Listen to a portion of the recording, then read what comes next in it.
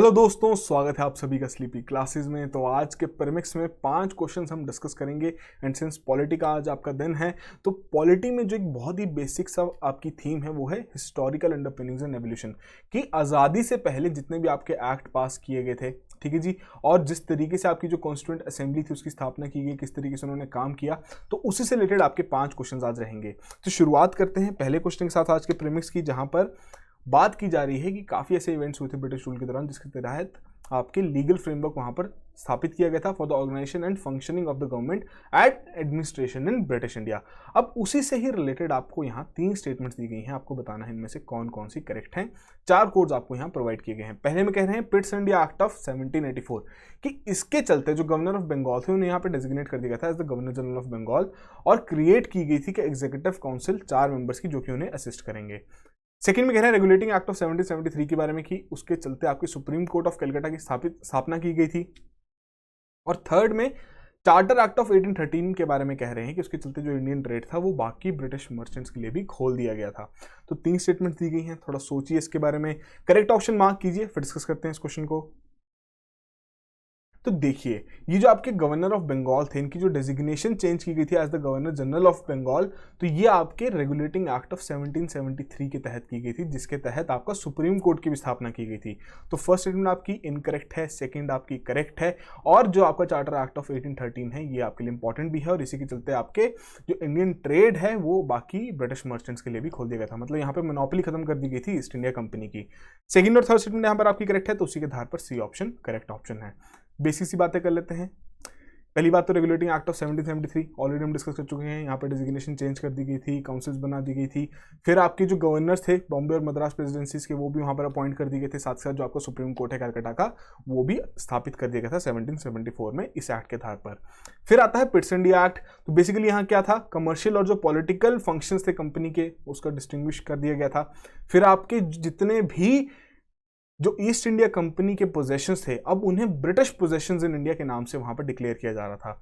साथ के साथ जो बोर्ड ऑफ कंट्रोल था, उन्हें यहां पर पावर दे दी गई थी कि सुपरवाइज भी कर सकते हैं और डायरेक्ट भी कर सकते हैं सभी ऑपरेशंस को, चाहे वो सिविल हो या मिलिट्री। ठीक है जी। इसके अलावा हमने कौन सा डिस्कस किया, चार्टर एक्ट ऑफ 1813। तो उसमें क्या था, पहली बात तो जो कंपनी की मोनोपोली थी पूरे ट्रेड पर, खत्म कर दी गई। बाकी ब्रिटिश मर्चेंट्स को भी यहाँ पर आने की पूरी अनुमति दे दी गई। फिर जो ब्रिटिश क्राउन था उसकी सोवरेनिटी वहां पर रख दी गई ओवर द कंपनीज टेरिटरीज। और जो वेस्टर्न एजुकेशन है उससे रिलेटेड भी आपके चार्टर एक्ट ऑफ 1813 के थ्रू ही आपका शुरुआत की गई थी, उसका स्प्रेड करना जरूरी है। साथ साथ जितने भी क्रिश्चियन मिशनरीज थे जो कि आना चाहते थे इंडिया, तो उन्हें भी वहां पर अलाउ कर दिया गया था। तो बेसिक से पॉइंट्स हैं आपके इन सभी एक्ट से रिलेटेड, जिनके बारे में आपको पता होना जरूरी है कि क्वेश्चन किसी भी तरीके से पूछा जाए तो आप वहां पर आंसर कर सकें। तो आई होप आपने इस क्वेश्चन को करेक्टली मार्क किया हो। सिंपल सा क्वेश्चन था। सेकंड क्वेश्चन कॉन्स्टिट्यूएंट असेंबली से रिलेटेड आपसे पूछा गया है। दी गई हैं यहाँ पर 3 स्टेटमेंट्स, आपको बताना है इनमें से कौन कौन सी करेक्ट हैं। 4 कोड्स आपको यहाँ पर प्रोवाइड किए गए हैं। पहली स्टेटमेंट देखते हैं, कह रहे हैं कि जो आपको constituent assembly directly elected by the people थी on the basis of adult franchise. Second में कह रहे हैं जो कॉन्सेप्ट था social, economic and political justice, ये हमारे ऑब्जेक्टिव रेजोल्यूशन में मेंशन्ड है। थर्ड में कह रहे हैं जब भी आपकी assembly as a constituent body मिलती थी तो बेसिकली डॉक्टर राजेंद्र प्रसाद द्वारा वो चेयर की जाती थी, और जब भी वो एज अ लेजिस्लेटिव बॉडी मिलती थी वहां पर जीवी मवलंकर द्वारा वहां पर चेयर की जाती थी। तो 3 स्टेटमेंट्स आपको यहाँ पर दी गई हैं, आपको बताना है इनमें से कौन कौन सी करेक्ट हैं। थोड़ा सोचिए इसके बारे में, करेक्ट ऑप्शन मार्क कीजिए, फिर डिस्कस करते हैं इस क्वेश्चन को। तो देखिए, जो कॉन्स्टिट्यूएंट असेंबली जो आपकी बनाई गई थी उसमें डायरेक्टली भी इलेक्ट किए गए थे, इनडायरेक्टली भी इलेक्ट किए गए थे, पर कोई भी किसी भी जगह आपकी अडल्ट फ्रेंचाइजी का कॉन्सेप्ट वहां पर कंसिडर नहीं किया गया था। लिमिटेड फ्रेंचाइज यहाँ पर थी कि बेसिकली जो टैक्स पे कर रहे हैं, जिनका एम्प्लॉयमेंट है, सिर्फ वही यहाँ पर वोट दे पा रहे थे। तो पहली तो स्टेटमेंट आपकी गलत होगी। सेकंड और थर्ड में बिल्कुल करेक्टली बताया गया। सेकंड तो बहुत बेसिक स्टेटमेंट है, ऑब्जेक्टिव रेजोल्यूशन के बारे में आपने पढ़ा भी होगा। थर्ड में बेसिकली जो आपकी असेंबली थी, 2 फंक्शंस थे इनके, एज अ कॉन्स्टिट्यूएंट असेंबली और एक एज अ लेजिस्लेटिव बॉडी। तो दोनों केसेस में जब भी असेंबली मिलती थी तो अलग अलग व्यक्तियों द्वारा यहाँ पर चीज की जाती थी, जैसे कि डॉक्टर राजेंद्र प्रसाद एंड जीवी मवलंकर। ठीक है जी। तो सेकंड और थर्ड स्टेटमेंट करेक्ट है, तो उसी के आधार पर आपकी यहाँ पर बी ऑप्शन करेक्ट ऑप्शन है। तो कुछ चीजें डिस्कस कर लेते हैं कॉन्स्टिट्यूएंट असेंबली से रिलेटेड की। पहली बात तो स्थापना कब की गई, नवंबर 1946 में, under the scheme formulated by the cabinet mission plan. ठीक है जी। तो कॉन्स्टिट्यूएंट असेंबली जैसे कि बात की, पार्टली इलेक्टेड थी, पार्टली नॉमिनेटेड थी, बट यहाँ पर ये इंश्योर किया गया था कि जितनी भी कम्युनिटीज हैं, जितनी भी हमारे इस तरीके के सोशल सेक्शंस हैं, सभी की रिप्रेजेंटेशन रहे। Hindu, Muslim, Sikh, Parsis, Anglo Indians, Indian Christians, SC STs including women, सभी की पार्टिसिपेशन हमारी कॉन्स्टिट्यूंट असेंबली में ये इंश्योर करने की पूरी कोशिश की थी। ठीक है जी। उसके अलावा क्या इंपॉर्टेंट है कि पहले प्रेसिडेंट कौन थे, अब आपको टेक्निकली पूछ लिया जाए तो वैसे तो डॉक्टर सचिदानंद सिन्हा आपके सबसे ओल्डेस्ट मेंबर थे, तो इसलिए उन्हें वहां पर as a temporary president elect कर दिया गया था असेंबली का जब इसकी स्थापना की गई थी। बाद में जो डॉक्टर राजेंद्र प्रसाद थे उन्हें इलेक्ट किया गया था as the president of the assembly, और उनके 2 वाइस प्रेसिडेंट्स वहां पर दिए गए थे। उन्हें कौन थे, HC Mukherjee and VT Krishnamachari. ठीक है जी। ऑब्जेक्टिव रेजोल्यूशन आपके यूनानिमसली अडॉप्ट किए गए थे असेंबली द्वारा जनवरी 22, 1947। आपको ये डेट्स भी इंपॉर्टेंट रहती है, क्वेश्चन इस तरीके से भी पूछा जा सकता है। ठीक है जी। तो ये बेसिक चीजें सी जो आपसे यहाँ पर पूछी गई कॉन्स्टिट्यूंट असेंबली से रिलेटेड। आई होप आपने इसको करेक्टली मार्क किया हो। अगले क्वेश्चन की ओर बढ़ते हैं। थर्ड क्वेश्चन कह रहे हैं कि कौन सा ऐसा एक्ट था जिसने प्रोवाइड की for the establishment of new legislative councils for Bengal, North Western Provinces and Punjab. तो ये है आपकी 3 लेजिस्लेटिव काउंसिल्स के बारे में यहाँ पर बात की जा रही है। बताना है कौन से एक्ट के आधार पर इनकी स्थापना की गई थी। 4 ऑप्शंस क्या हैं। पहला government of India act of 1858, second Indian councils act of 1861, सी में कह रहे हैं इंडियन काउंसिल्स एक्ट ऑफ 1892 या फिर इंडियन काउंसिल्स एक्ट ऑफ 1909। तो 4 ऑप्शंस आपको दी गई हैं। प्योरली फैक्ट बेस्ड क्वेश्चन आपसे यहाँ पूछा गया है। जल्दी से करेक्ट ऑप्शन यहाँ पर मार्क कीजिए, फिर डिस्कस करते हैं उस पर्टिकुलर एक्ट के बारे में। तो यहां पर आपकी करेक्ट ऑप्शन है इंडियन काउंसिल्स एक्ट ऑफ 1861। काफी इंपॉर्टेंट भी है। क्यों इंपॉर्टेंट है कि बेसिकली जो आपका इंडियन काउंसिल्स एक्ट ऑफ 1861 है एक बहुत ही इंपॉर्टेंट लैंडमार्क की तरह ये माना जाता है in the constitutional and political history of India, कि जिस तरीके से पहले जितने कंपनी द्वारा एक्ट्स वहां पर लगाए जा रहे थे, कहीं ना कहीं उसमें सेंट्रलाइजेशन की बात की गई थी कि पावर सारी एक जगह केंद्रित हो रही थी। बट आपके इंडियन काउंसिल्स एक्ट के आधार पर जो 1861 का ये एक्ट था उसके आधार पर आपकी डिसेंट्रलाइजेशन की प्रोसेस शुरू की गई थी। तो कुछ इंपॉर्टेंट पॉइंट्स हैं इससे रिलेटेड कि पहली बात जो आपकी इंडियंस की एसोसिएशन की जाए लॉ मेकिंग प्रोसेस में, तो उसी में आपके राजा ऑफ बनारस, महाराजा ऑफ पटियाला और सर दिनकर राव को वहां पर नॉन ऑफिशियल मेंबर्स की तरह इंक्लूड किया गया था काउंसिल में। फिर वहीं आपकी प्रोसेस ऑफ डिसेंट्रलाइजेशन के बारे में बात की गई थी, जैसे जो आपकी मद्रास और बॉम्बे प्रेसिडेंसीज थी तो उनकी जो पावर्स थी, लेजिस्लेटिव पावर्स थी, वो दोबारा रिस्टोर की गई यहाँ पर। उसके अलावा पोर्टफोलियो सिस्टम यहाँ पर इंट्रोड्यूस किया गया। ठीक है जी। ऑलरेडी 1859 में लॉर्ड कैनिंग द्वारा इंट्रोड्यूस किया गया था, बट ये दोबारा से इसे लागू करने की बात की गई कि बेसिकली जो भी काउंसिल के मेंबर रहेंगे सभी कोई ना कोई, हम एक तरीके से कह सकते हैं, मिनिस्ट्रीज वहां पर प्रोवाइड की गई, एक सेक्शन वहां पर प्रोवाइड की गई जिसके पूरा एडमिनिस्टर करना और उसे डायरेक्ट करना उन्हीं की रिस्पॉन्सिबिलिटी है और ब्रिटिश सरकार की तरफ से वो वहां पर एक्ट करेंगे। ठीक है जी। तो ये कुछ इंपॉर्टेंट चीजें हैं जो कि इस पर्टिकुलर एक्ट से रिलेटेड इंपॉर्टेंट है। तो आई होप आपने इसको भी करेक्टली मार्क किया हो। अगले क्वेश्चन की ओर बढ़ते हैं। डेट्स आपको पता ही काफी इंपॉर्टेंट रहती है, वही आपसे यहां पर टेस्ट भी की जाएगी कि आपको कितना पता है। अब कुछ इवेंट्स दिए गए हैं, करेक्ट क्रोनोलॉजिकल ऑर्डर में आपको यहां पर बताने हैं।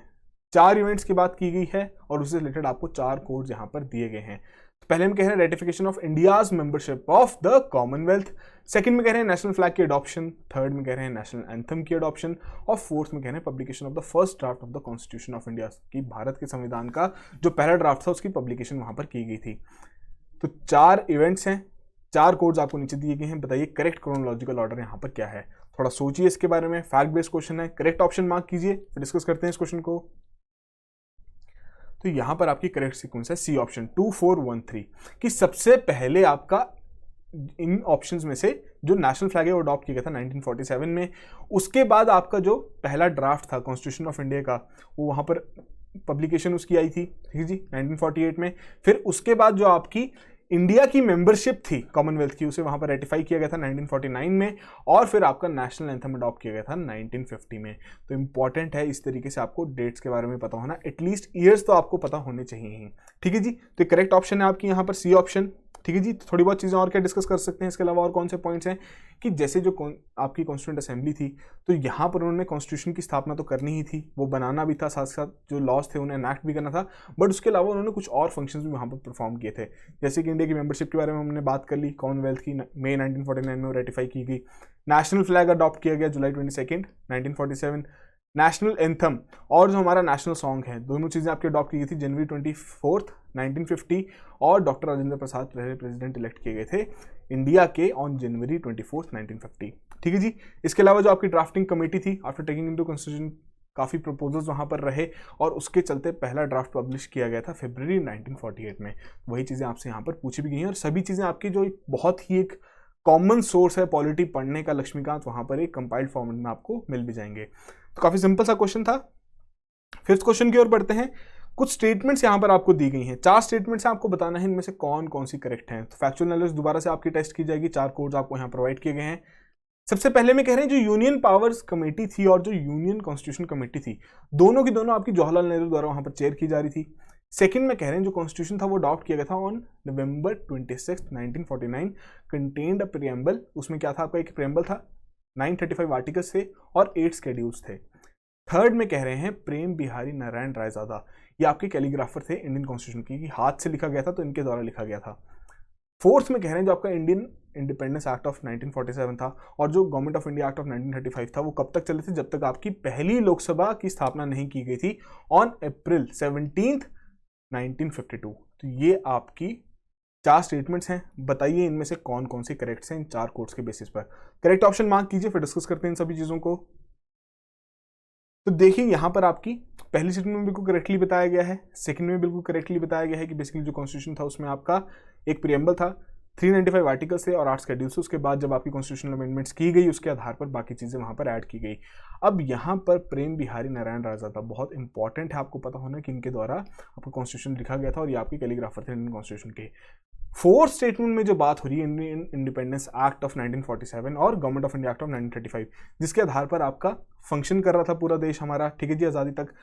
तो ये सभी जितने भी इसके अंदर प्रोविजंस रखे गए थे, जितने भी इसके अंदर रूल्स एंड रेगुलेशन रखे गए थे, वो कब तक फॉलो किए गए, जब तक हमारा स्वतंत्रता दिवस वहां पर गणतंत्र दिवस नहीं मनाया गया, ठीक है जी, कि 1950 जनवरी में आपके ये खत्म कर दिए गए थे, ना कि जब आपकी फर्स्ट लोकसभा की वहां पर स्थापना हुई थी 17 अप्रैल 1952 को, ठीक है जी। फर्स्ट, सेकंड और थर्ड स्टेटमेंट यहाँ पर करेक्ट है, तो उसी के आधार पर डी ऑप्शन यहाँ पर आपकी करेक्ट ऑप्शन है। तो बेसिकली ये कुछ मेजर कमेटीज थी जिनके बारे में आपको पता होना जरूरी है, ठीक है जी। Union powers committee Jawaharlal Nehru द्वारा, यूनियन कॉन्स्टिट्यूशन कमेटी, फिर आपकी provincial constitution committee Sardar Patel द्वारा हेड की जा रही थी, फिर आपकी ड्राफ्टिंग कमेटी थी डॉक्टर बी आर अम्बेडकर द्वारा, आपको पता ही है, फिर आपकी एडवाइजरी कमेटी भी थी on fundamental rights, minorities and tribal and excluded areas, तो वो भी सरदार पटेल द्वारा वहां पर हेड की जा रही थी। इसके अलावा बाकी भी कमेटीज मेंशन है, आप लक्ष्मीकांत में जाके चेक कर सकते हैं। उसके अलावा और कौन से इंपॉर्टेंट पॉइंट्स हैं कि पहली बात जो कॉन्स्टिट्यूशन के बारे में कहा गया है कि जो आपका कॉन्स्टिट्यूशन था अडॉप्ट किया गया था नवंबर 26, 1949 को, जिसमें एक प्रीएम्बल था, 395 आर्टिकल्स थे, 8 शेड्यूल्स थे। इंपॉर्टेंट फैक्ट है और काफी सिंपल भी है, इजीली आप मेमोराइज भी कर सकते हैं। प्रीएम्बल इनेक्ट आपका बाद में किया गया था जब आपका पूरा का पूरा कॉन्स्टिट्यूशन वहां पर ऑलरेडी इनेक्ट किया जा चुका था, ये एक इंपॉर्टेंट पॉइंट है। और जब आपकी कमेंसमेंट हुई थी कॉन्स्टिट्यूशन की, तो उसी के तहत जो आपके इंडियन इंडिपेंडेंस एक्ट, जो कि हमने बात भी की, और जो government of India act of 1935 था, ये सभी चीजें वहां पर आपके रिपील कर दी गई थी। इनसे रिलेटेड जितने भी एक्ट्स और प्रोविजन थे वहां पर रिपील कर दिए गए थे।